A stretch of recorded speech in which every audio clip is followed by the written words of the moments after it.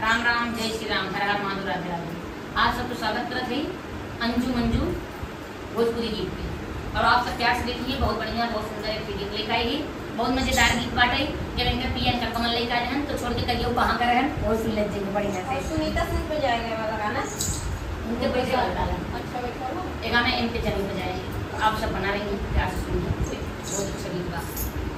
हर लाई के गमनवा पिया घर बैठले, लाई के गमनवा पिया घर बैठले, पिया भुलाई हो गईले ना, पिया भुलाई हो गईले ना, जब से गईले परदेसवा पिया भुलाई हो गईले ना, जब से गईले परदेसवा पिया भुलाई हो गईले ना।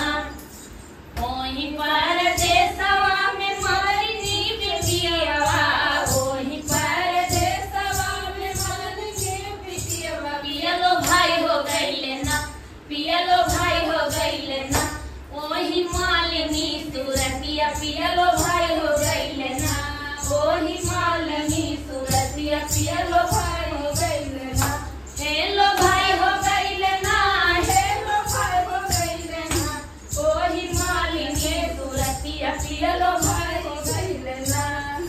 लाई के गवनवा सैया घर बैठले, पिया भुलाई हो गईले ना, पिया भुलाई हो गईले ना, अपना छाए परदेसवा हमें भुलाई हो गईले ना, अपना छाए परदेसवा पिया भुलाई हो गईले ना। वही परदेसवा में रानिया बिटियावा, वही परदेसवा में रानिया बिटिया, हरे रानी के बिटियावा, राजा रानी के बिटियावा, हम वही रानिया के सूरतिया पिया लो भाई हो गईले ना, वही रानिया के सूरतिया पिया लो भाई हो गईले ना, पिया लो भाई हो गईले ना, पिया लो भाई हो गईले ना, वही रानिया के सूरतिया पिया लो भाई हो गईले ना, वही रानिया के सूरतिया पिया लो भाई हो गईले ना।